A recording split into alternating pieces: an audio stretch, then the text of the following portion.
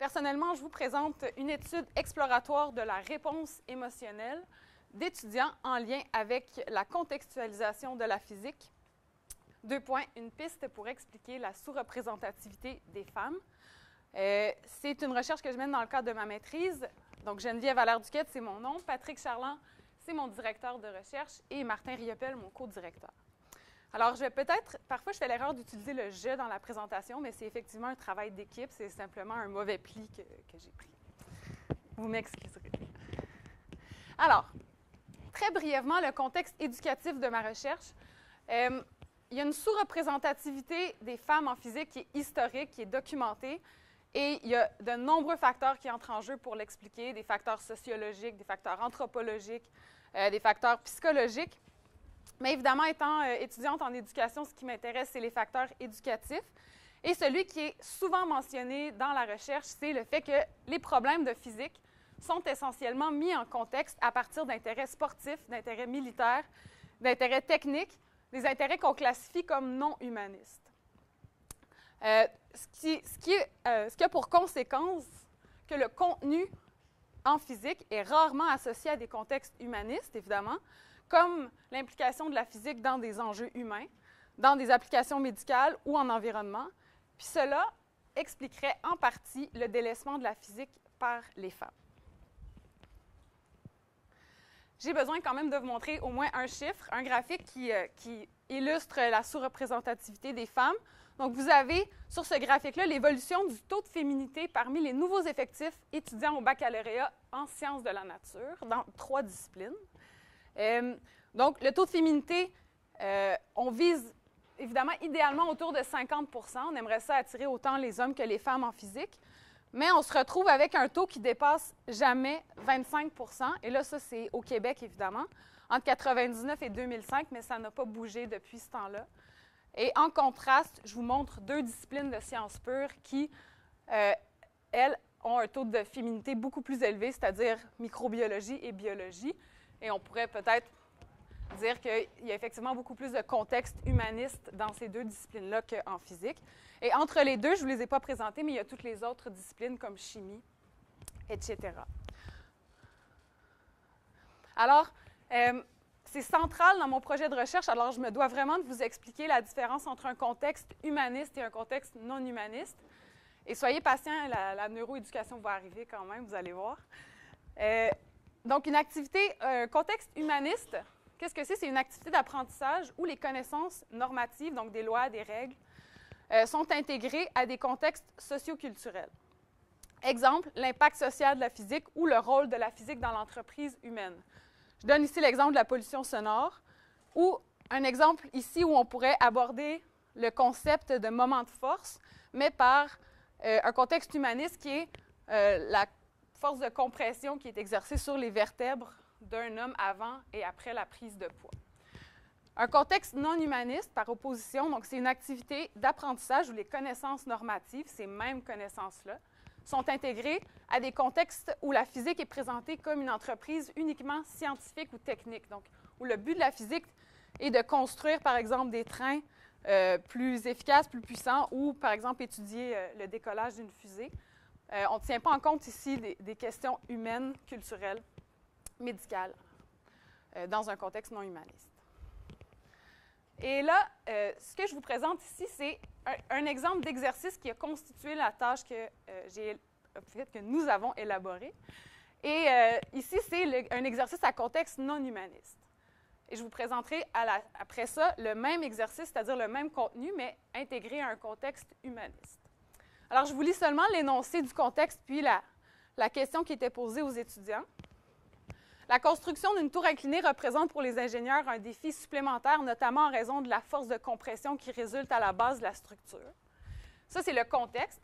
Et je demandais aux étudiants, selon le schéma que vous voyez, comment vous expliquez d'un point de vue mécanique que sur une tour inclinée, la grandeur de la force en réaction à la compression sur la base de la structure est plus importante que sur une tour verticale de plusieurs fois le poids de la tour, en supposant évidemment, contrairement à l'illustration ou à la photo, que les 2 tours sont identiques en tout point, mis à part leur inclinaison. Et donc, il devait répondre que c'était la distance horizontale entre le centre de masse de la tour et la base, qui faisait que la force de compression était de plusieurs fois plus grande pour la tour inclinée. Maintenant, ce même problème-là, mais avec un contexte humaniste, on parle d'un contexte où on dit le maintien de la tête en position inclinée représente un facteur de risque pour le développement de blessures du cou, par exemple lorsqu'un individu travaille à l'ordinateur. Et donc, on demandait aux élèves, aux étudiants de dire, selon le schéma, comment expliquer, c'est la même question en fait, comment expliquer d'un point de vue mécanique qu'une posture où la tête est inclinée augmente la grandeur de la force de compression à la base, sur la vertèbre à la base du cou de plusieurs fois le poids de la tête et du cou. Alors, c'est vraiment pour illustrer là, que le même contenu exactement est vu, ou presque, est vu avec deux contextes complètement différents. Maintenant, comment cette problématique éducative-là, elle est abordée selon une perspective neuroéducative? Ce n'est pas en IRMF, malheureusement. Je me suis basée sur les travaux en neurosciences et en apprentissage, mais plus du point de vue affectif. C'est-à-dire que, de manière assez grossière, mais qui illustre quand même comment les élèves apprennent, c'est qu'on aurait 3 systèmes différents qui fonctionnent de façon interreliée. Par contre, dans notre cerveau, on aurait un système d'identification qui est plus à l'arrière, un système de réflexion qui est plus à l'avant. Et puis, je vais rapidement parce que je suppose que vous connaissez très bien le cerveau. Le système affectif, maintenant, qui est, lui, au cœur du cerveau, qui est en fait le système limbique, et qui est, lui, qui est relié à l'intérêt, la motivation, le stress. Donc, quand on parle d'identification, on parle de quelqu'un qui classe un stimuli. Quand on parle de réflexion, c'est la partie où on planifie son apprentissage. Mais quand on parle d'affectif, c'est vraiment, est-ce que ça m'intéresse ou pas cet apprentissage-là? Les conclusions importantes des recherches qui ont abouti en fait à ce modèle-là, c'est de dire que les stimuli ou les enseignements que les élèves ou les étudiants reçoivent vont d'abord être traités par le système affectif. Et ça, tout le monde, on le fait.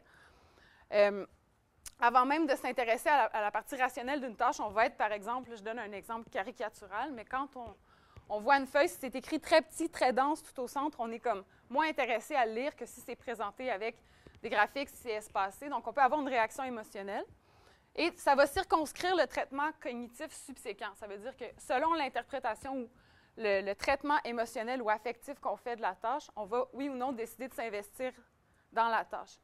Le système limbique, donc, cette évaluation affective-là de la tâche, va être intimement liée avec les aires corticales, qui, elles, sont plus liées au traitement cognitif rationnel de la tâche. Et donc, les émotions qu'on croyait avant un extra, si on veut, on croyait que susciter les émotions, c'était quelque chose de bien pour l'enseignement, mais on se rend compte que finalement, c'est plus essentiel. Donc, c'est pas seulement bénéfique, mais bien essentiel à l'apprentissage. Et pour mesurer ce fameux système affectif-là, donc le vert, on pourrait utiliser l'IRMF, mais il y a une mesure qui est un peu plus simple, et on va voir si, avec les résultats de ma recherche, si elle est effectivement pertinente, mais il y a une mesure plus simple qui s'appelle l'activité électrodermale.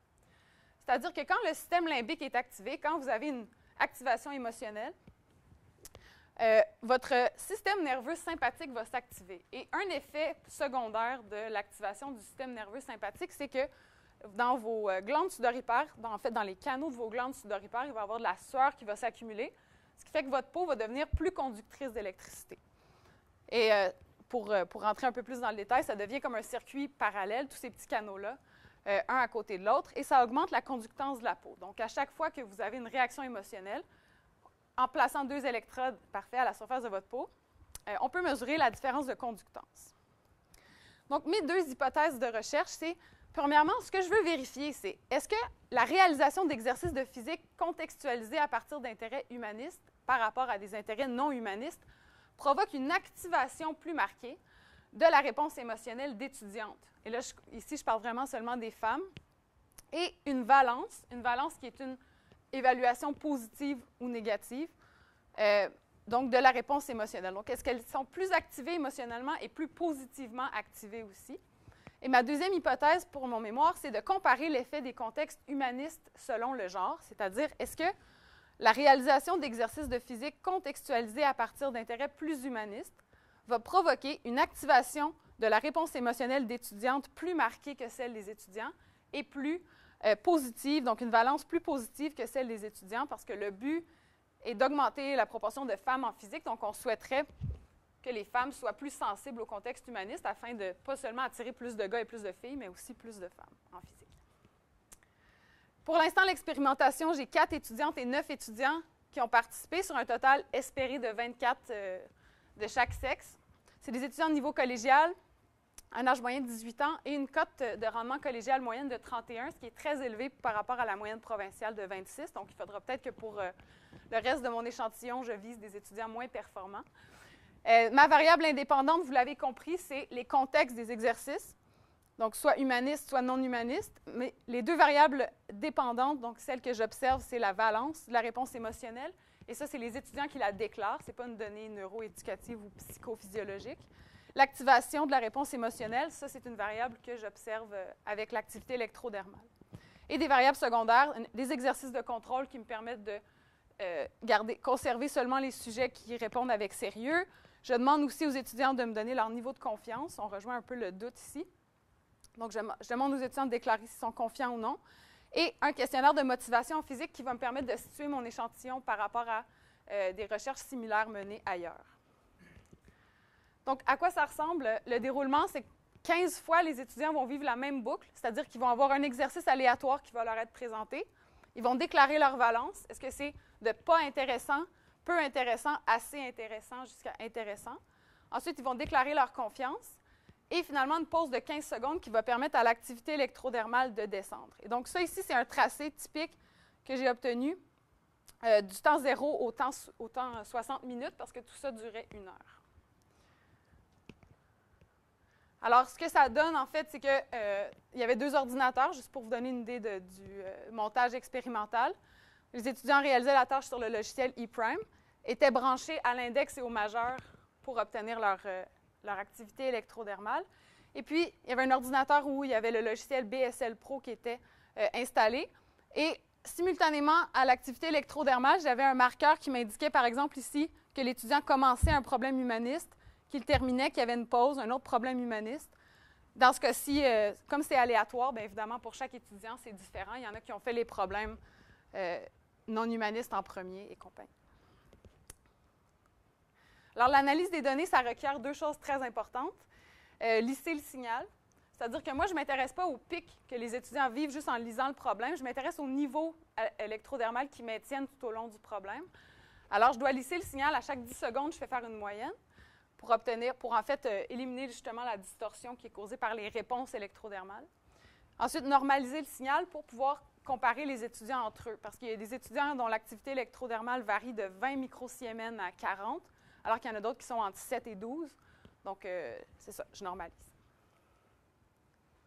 Et donc, l'analyse des données qui est prévue, là, évidemment, c'était comme prématuré de vous présenter des données avec seulement 13 étudiants, mais ça ressemblera à ça. Donc, l'activation moyenne puis la valence médiane vont être calculées puis vont être soumises à soit un test de Mann-Whitney ou un test T indépendant, mais ça ne sera pas fait pour tout l'échantillon, c'est-à-dire que je vais diviser les exercices où les étudiants ont déclaré pas du tout de confiance, peu de confiance, assez de confiance ou de la confiance, dans le but de vérifier s'il y a une différence entre ces différentes réponses-là, c'est-à-dire qu'il serait possible que les étudiants, quand ils déclarent qu'ils ne sont pas du tout confiants, l'activation que je vois sur la courbe n'est pas due à une réaction face au contexte, mais est due à de l'anxiété parce qu'ils ne connaissent pas la réponse ou ils sont surpris ou ils sont mal à l'aise face au problème. Donc, c'est l'analyse des données prévues. Et finalement, j'espère que je suis dans les temps, concluez, excellent.